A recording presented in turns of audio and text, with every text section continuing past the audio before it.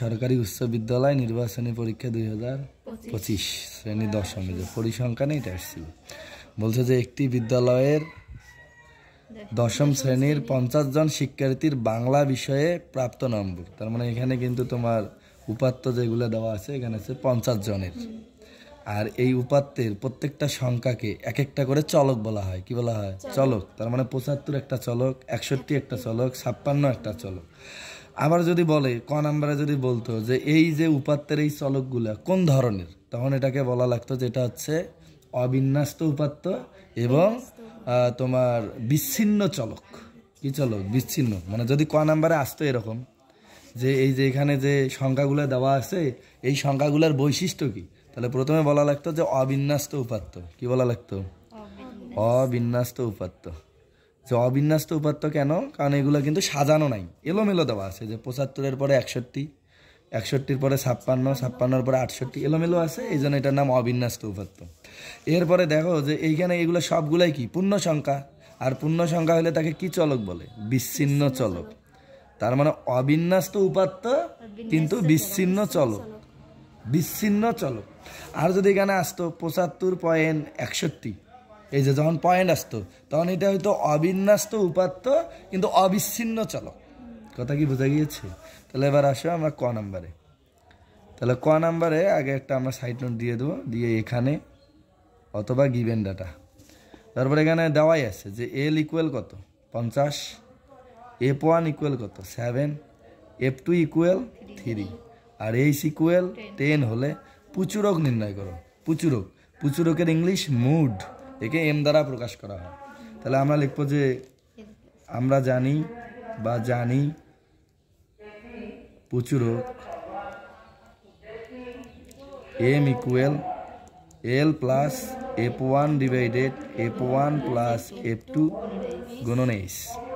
তাহলে এবার যেখানে আমরা এল দেখবো সেখানে যা কি বলবো? 50, যেখানে F1 সে 7, যেখানে F2 3, যেখানে এইচ সেখানে 10। তাহলে এই যে এল এর পরিবর্তে 50 প্লাস এই যে F1 এর 7, যেখানে F1 সেখানে কিন্তু আর F1 বলা যাবে না, বলতে হবে 7।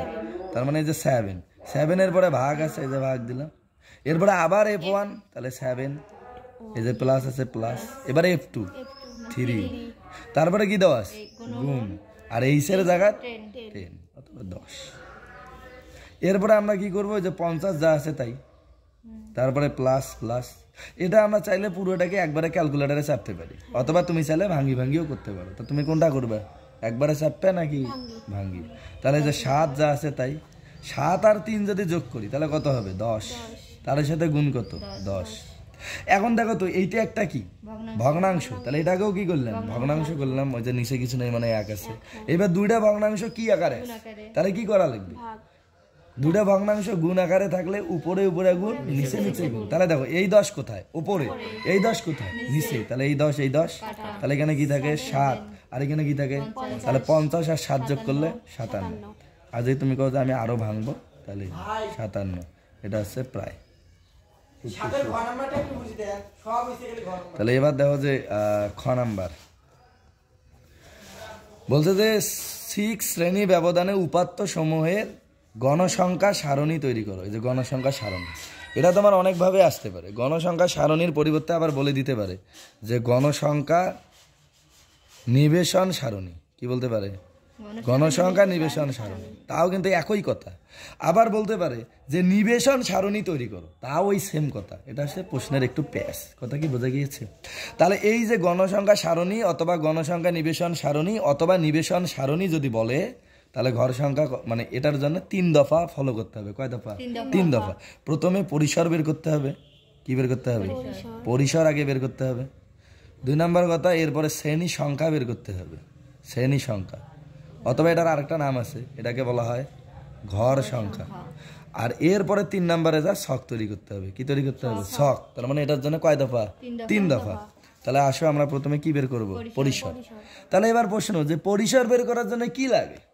যে পরিসর বের করার জন্য ওই উপাত্তগুলোর সর্বোচ্চ সংখ্যা দরকার, সর্বনিম্ন সংখ্যা দরকার। তাহলে আমরা সেটা আগে লিখি।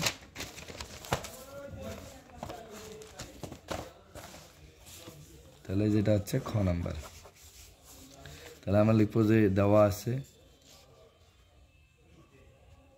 তাহলে সর্বোচ্চ সংখ্যা, সর্বোচ্চ মানে কি সব থেকে বড় সংখ্যা যেটা সেটাকে বলা সর্বোচ্চ। তাহলে এখানে দেখো 75, 75, 75 ঠিক 76 নাকি এটা কমা দেওয়া না 76 এটা, তার মানে 76 বড়। তারপরে 76-এর পরে আর এখানে নাই, তারপরে 76, 76, 76, 76, 76 এই যে এখানে আসে 78, তার 78, 78, 78 নাই, তার মানে সর্বোচ্চ সংখ্যা 78, 78। এরপরে সর্বনিম্ন সংখ্যা মানে সব থেকে ছোট সংখ্যা, তাহলে সর্বনিম্ন সংখ্যা মানে সব থেকে ছোট। তাহলে সর্বনিম্ন সংখ্যা দেখো যে সব থেকে ছোট কোনটা, 56, 56, 44, 44, 44, 44, 44, এটা তো 45, এটা হবে না, 44, 44, 44 নাই, তার মানে 44 হচ্ছে সর্বনিম্ন সংখ্যা 44। এখন আমি বলছিলাম যে গণসংখ্যা নির্বেশন করলে কয় দফা অবলম্বন করতে হবে, 3 দফা। তার মধ্যে প্রথমে কি পরিসর, তাহলে এবার আমরা লিখবো যে পরিসর ইকুয়াল, তাহলে পরিসর ইকুয়াল সর্বোচ্চ থেকে সর্বনিম্ন বাদ দিয়ে তার সাথে যোগ 1, তাহলে সর্বোচ্চ কত 78 মাইনাস সর্বনিম্ন কত 44, তার সাথে যোগ 1, তাহলে 78 থেকে 44 বাদ দাও, তাহলে দেখো তাহলে সর্বোচ্চ 78 মাইনাস 44, তাহলে বিয়োগ করলে 34, তার সাথে যোগ 1, তাহলে হয়ে গেল 35, তাহলে পরিসর গেল। এরপরে দ্বিতীয় ধাপ হচ্ছে শ্রেণী সংখ্যা অথবা ঘর সংখ্যা, তুমি যে কোনো একটা লিখতে পারো।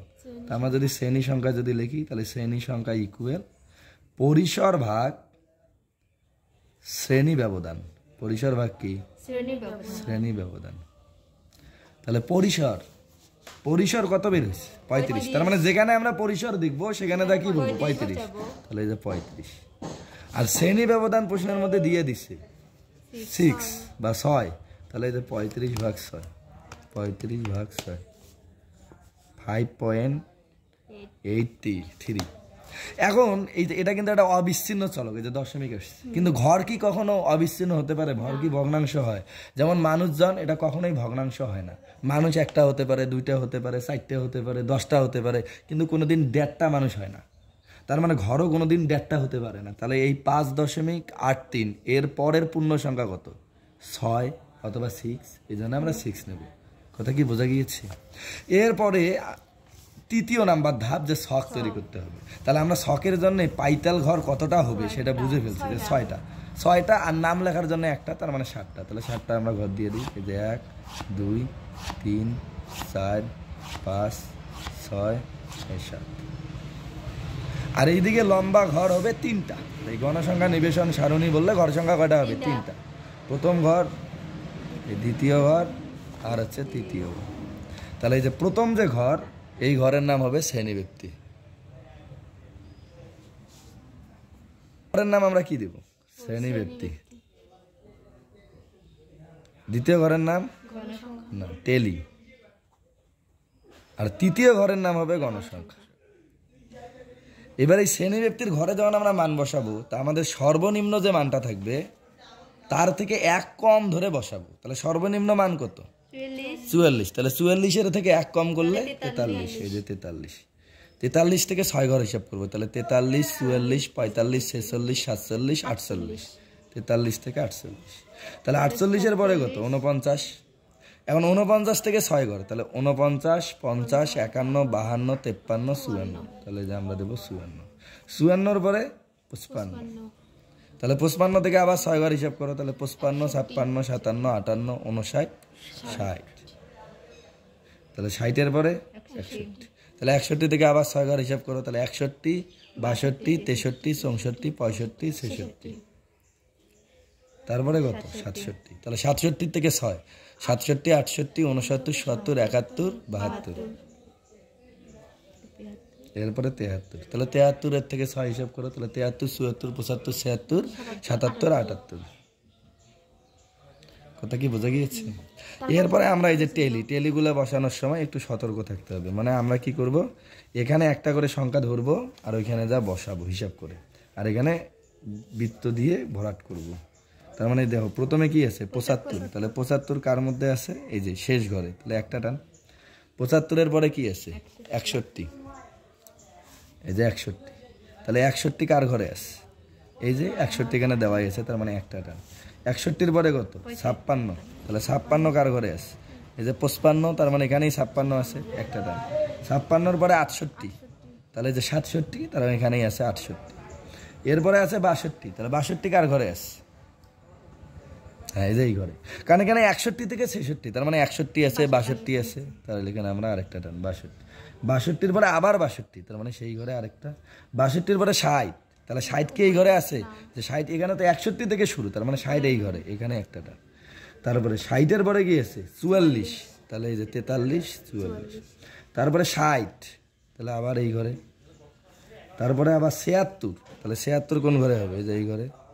76-এর পরে 64, তাহলে এই যে 61 থেকে 66, তার মানে এখানে আছে, এই যে 4টে হয়ে গেছে, তাহলে এই দিক থেকে আরেকটা, 5টা। তারপরে আছে 63, তাহলে 63 কার ঘরে হবে? এই যে এই ঘরেই।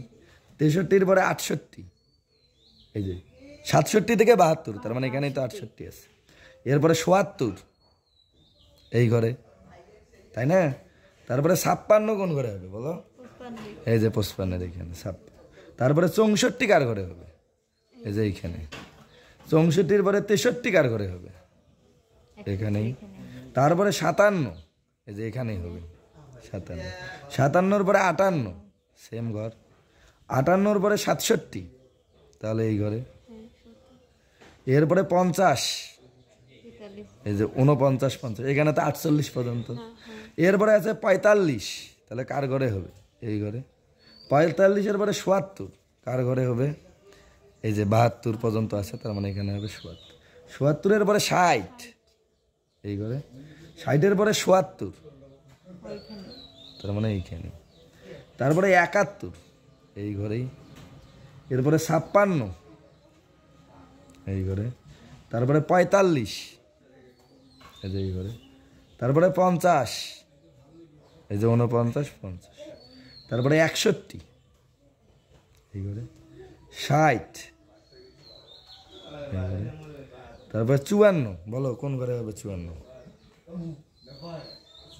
নাই 54, এই যে এই ঘরে, তাহলে এখানে একটা। 54-র পরে 53, তার মানে ওই ঘরেই। তারপরে 50, এই ঘরেই। 4টে হয়েছে, তাহলে আরেকটা, 5টা। এরপরে 61, এই ঘরে। তারপরে 65, এই না না, এই যে 65, হ্যাঁ। তারপরে 48, এই ঘরে। 63, এইখানে। 51, এই যে এইখানে। 60, এরপরে 78, নিচের ঘরে। 69, এই যে 67, 68, 69, তাহলে এটা একটা। তারপরে 58, এই ঘরে। এরপরে 77, 70 কোথায়? এই যে এই ঘরে। তাহলে 77-এর পরে আবার 55, তাহলে 55, এই যে এইখানে। তারপর হচ্ছে 69, তাহলে 69, 70, হ্যাঁ এই ঘরেই। এরপরে 58, 58। এরপরে ৭২, তারপরে ৭৫, এরপরে ৬৭। তাহলে ৬৭ নিচের। তাহলে এরপরে যে গণসংখ্যা, এখানে এত সময় লাগার কারণ হচ্ছে যে এখানে দেখো কতজন শিক্ষার্থী দেওয়া আছে, ৫০ জন। তাহলে এখানে কয়জন? ৪ জন। এখানে কয়জন? ৬ জন। এখানে কয়জন? ১২ জন। এই যে ৫ আর ৫ ১০, ১০ আর ২ ১২। এখানে কতজন? ১২ জন। এই যে ৫ ৫ ১০, ২ ১২। এখানে কতজন? ১২ জন। এখানে কতজন? ৪ জন। তাহলে এখন আমরা মোট সংখ্যাটা হিসেব করে দেখবো ৫০ হয় কিনা। যদি ৫০ হয় তাহলে তো অঙ্ক সম্পূর্ণ হয়েছে। তাহলে ১২ ১২ ২৪ আর একটা ১২, তাহলে ৩ ১২ ৩৬, ৩৬ আর ৬ ৪২, ৪২ আর ৪ ৪৬, ৪৬ আর এই ৪ ৫০। তাহলে অঙ্ক সম্পূর্ণ হয়েছে।